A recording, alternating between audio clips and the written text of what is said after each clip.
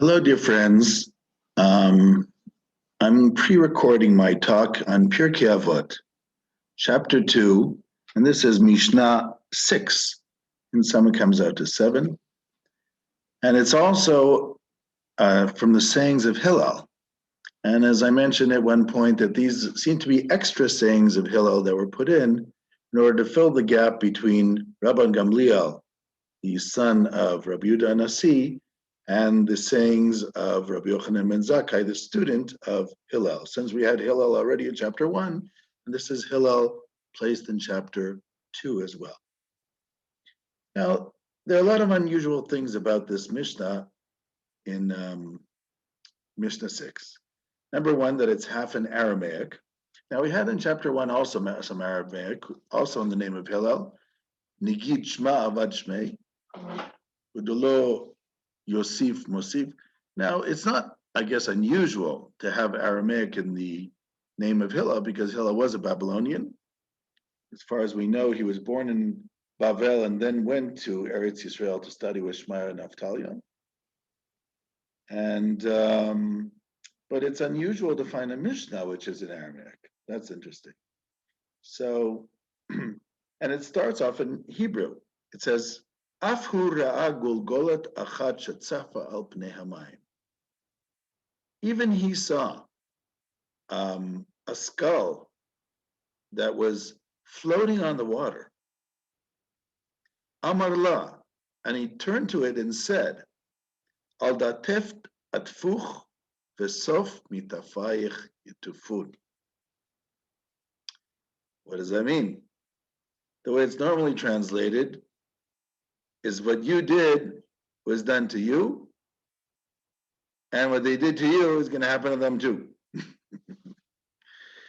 Now, the word ateft and actually has two sources. Usually it's translated as to float, or the Maharal says lishtof, to pour water, to have a gush of water. However, if you look in the Marcus Jastrow Aramaic dictionary of the Talmud, so he says that tefei can both mean to float, and it also means to decease, to die. It's actually the same root. So the way it could be translated is like this: Al dateft atfuch. For the fact that you killed, that's why your skull is now floating. V'sof mitafayich, and those who killed you, their skulls will float too. That's what it seems to be the proper translation if we understand that there are two shorashim, two roots here. So, because you killed, you are now floating, and those who killed you will float too. Now, what does that mean? Now, Maharal says maybe it wasn't a skull, it could have been the whole body that he saw floating. Not necessarily that it matters that much, but I want to deal with the theological point here. What exactly does that mean? Now, the Tosfot Yom Tov Liefman Heller, on this Mishnah, has a real problem with this Mishnah. And he says, what does that mean? Is he seeing a body floating on the water and then assuming that this guy was killed because he was also a killer? Are we always going to assume that for every punishment, it means that the person was bad that happened in this world? Does that mean that everything that happens was divine punishment? It says, is that possible that every murderer murders somebody who is the right victim? That sounds a little far-fetched. Let's start from the beginning, says Tosfot Yom Tov. When Cain kills Abel, when Cain kills Hevel, does that mean Hevel deserved it? Who exactly did Hevel kill that he would deserve to be killed by Cain? So it looks a little far-fetched, the concept. And if this is the way we're supposed to understand it, it seems a little bit not reasonable. And it's not for no reason that Rashi, trying to understand this Mishnah, says, Al shayitem lastem et habriot, because you used to be a thief and steal from people. And then I guess you would kill them and push them into the river. This is why you're also floating in the river. But how did he know? Are we talking about the fact that Hillel knew this person? Or are we talking about the fact that Hillel conjectured, assumed? If we say he's assumed, it's very problematic.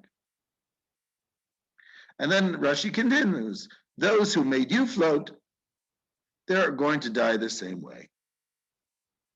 And then Rashi says, and this is very similar to the saying of Reish Lakish in Makot, Yud Amud Beit, which I'll explain in a moment. But then Rashi says at the end, there are some places which would skip over this Mishnah, meaning it's not clear if this is an authentic Mishnah or not, Rashi says. And Tosfot Yom Tov also quotes this from Rashi. What's the problem? Okay, Rashi says it's similar to a quote of Reish Lakish, which we find in Makot. What does Reish Lakish say in Makot Daf Yud Amud Beit? On the verse Ve'elokim minal yado, it talks about a person who killed somebody bishgaga. First it says makeish v'mesh mod yumad. If somebody kills on purpose, they have the death penalty. V'asher lo tzada. But if a person did not plan the murder, ve'elokim minal yado, and it just happened to happen, meaning a God event, actually the literal meaning of it just happened, of Elokim minal yado, which literally means, and God by chance made it happen to him, literally that means force majeure, which means, it was something out of your hands. He's going to have a place to run away to, which is called the shelter city, the Ir Miklat. However, Reish Lakish takes this more seriously. Reish Lakish, first generation of Amoraim in the land of Israel, and their colleague Rabbi Yochanan. And he says, he says, what's happening here? Let's say there was a person. What does it mean, Elohim inal yado? What does it mean that God as if placed them there? Even though it's not certain that that's the meaning of the verse. But he takes it in that literal sense. He says, we're talking about a case where a person killed somebody, but there were no witnesses. So there's no way you can punish them. And we're talking about another person who killed by inadvertently, and also there was no witnesses. So what happens? God creates a situation where one of these people is walking up a ladder, and the other one is on the bottom of the ladder, and the one on the top of the ladder slips, the ladder falls, kills the person underneath. The person underneath, who was that? The person who had originally killed somebody on purpose, and there were no witnesses.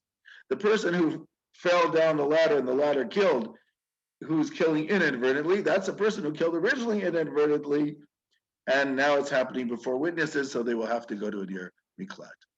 In other words, the just world theory, that everything eventually turns out the right way and God punishes everyone. That's also not a simple theory, and actually right after Reish Lakish's argument or introductory remarks there, Rav Huna says, no. I mean, he doesn't say necessarily no, but it sounds like it's there on purpose to say, and it says, a way the person wants to go, God allows them to go. If they want to do good, they do good. If they want to do bad, they do bad. In other words, there's free will. And that's the way the world works. So you don't have to worry about divine justice. Or as the Talmud says in Kiddushin, divine justice happens in the world to come, not necessarily in this world. Schar mitzvot b'hai al maleka, the reward for the commandments doesn't happen in this world anyhow. So even the punishments don't have to happen in this world. But Reish Lakish seems to have this just world theory. However, even if you look at Reish Lakish's statement, it's only about two people who we know for sure already did something. Somebody who actually killed somebody, but there was no witnesses, and somebody who actually killed somebody inadvertently, and there was no witnesses. But in this case, just to see a body floating on the water and decide that they were killed justly, that's a strange thing. And that's why Rashi says there are those who skip over this Mishnah.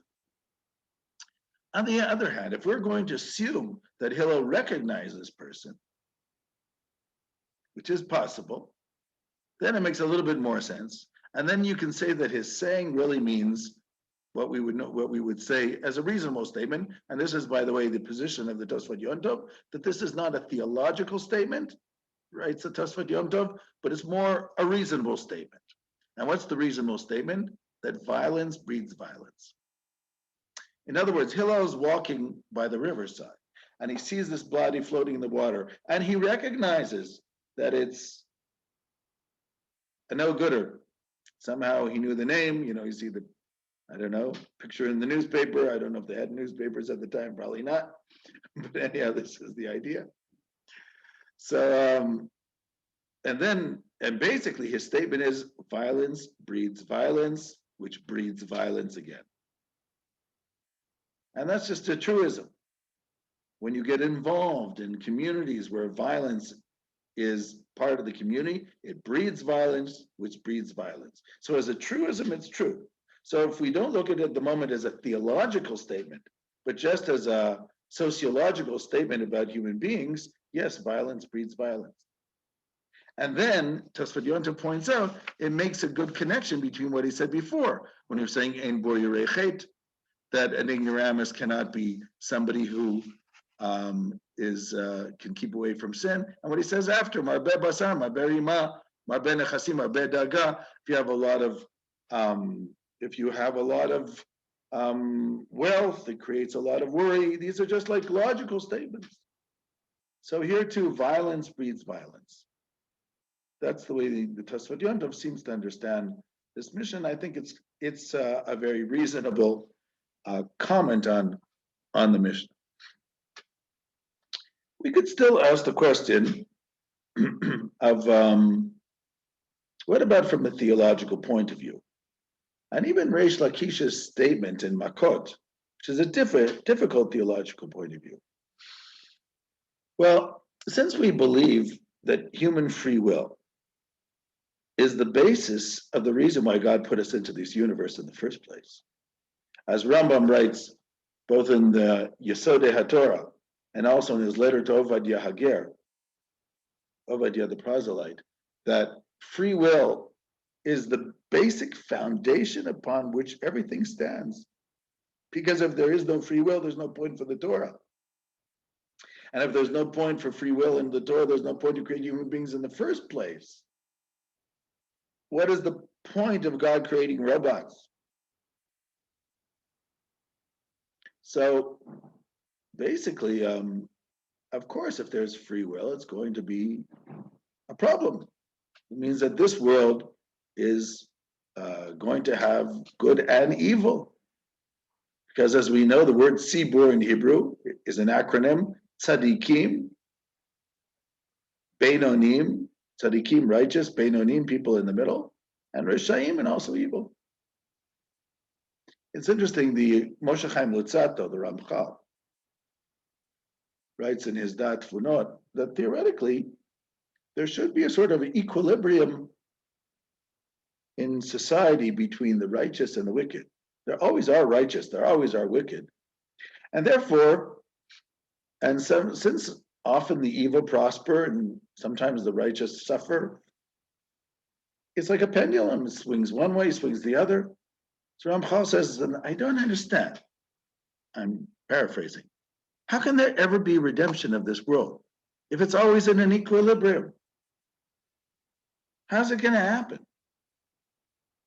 So Ramchal says, well, God every now and then pushes from behind. Now, according to Ramchal, in his theory, and I'm going to have to try to understand if we can understand Hillel according to this.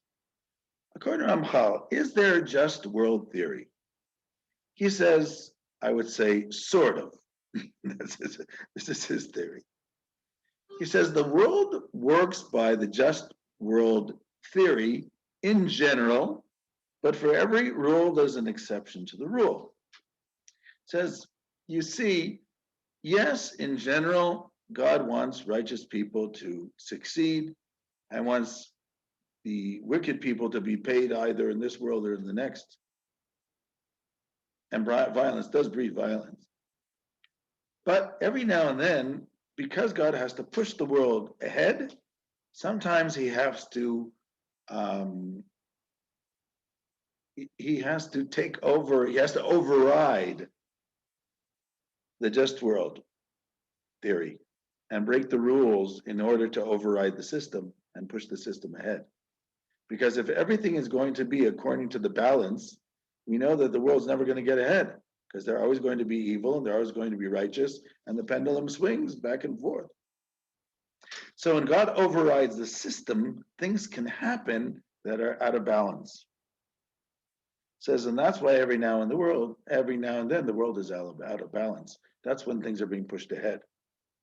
This is the point of view of Ramchal. Very interesting theory in his Dat Vunot. So if we take that theory and try to apply it to what Hillel might be saying, I said might be because the Tosfot Yom Tov could be right here, but might be saying theologically, that would mean, yes, in general, violence breeds violence. It does, when they say crime doesn't pay, to a great degree, that's true. On the other hand, sometimes it does. But, if you act good and you are honest, in general, people will reflect the way you act to them. Kamaima panim ala panim. Just like a person looks in the water and sees their own image, kain lev adam ala adam, so too the heart of man reflects the heart of the other person, as it says in Mishle. So there is something to that. But even Ramchal says this is not an absolute concept, definitely not in this world. Number one, because God has to push the world forward every now and then. And in general, if I move away from Ramchal, the Talmud seems to imply in general that schar mitzvot b'hai al maleka, that the actual reward and punishment is not in this world. And therefore, we can't expect everything in this world to be just. And after all, if everything was just, why would Yirmiyahu say, Madua derech Hashem tzalecha? Why is it that the ways of the evil prosper? And what would be the whole idea of the book of Job? Obviously, there's not justness necessarily in this world. So Reish Lakish's statement is a little bit unusual, even when we look at biblical literature. So, as I said, if we look at, and besides, if Reish Lakish's statement was actually based on Hillel, then he would have quoted Hillel, who came before him. So obviously he didn't understand, either he was not familiar with this Mishnah, or even if he was familiar with this Mishnah, he didn't understand it in the way that he himself is presenting his views, or else he would have used it to back himself up. So, so it seems to me that the simple meaning of the Mishnah is, according to the Tosfot Yom Tov, that this is a truism that violence breeds violence. It's very possible that Hillel actually knew who that person was, floating in the water. It could also be just a general statement about violence breeds violence without going into detail, but it could be that he has actually recognized or heard something about that person. And whether this is also a theological statement, like Rashi seems to imply. Remember, Rashi first sees it as a theological statement, says it's like the statement of Reish Lakish, but then says that there's some people skip this Mishnah. So it seems that Rashi himself has some hesitations about making that statement. So whether it's also a theological statement, maybe to a limited extent, because in general, the Talmud seems to have that feeling that because of God has to give into the idea of free will, human free will, and even remove himself from this world every now and then to give human beings the ability, the arena to use their free will. So it's not always possible that in this world everything be just. That's why there's the world to come. There are even those who try to explain that Tosfot Yom Tov brings this opinion, but he disregards it, who say that why is the term Golgolet? Because they're talking about reincarnation. Then the theory of reincarnation, you can justify some things, just to show you how difficult some people had with this Mishnah. So there's a lot to think about, and I think the simple way to understand this Mishnah is that violence breeds violence. Shalom, shalom.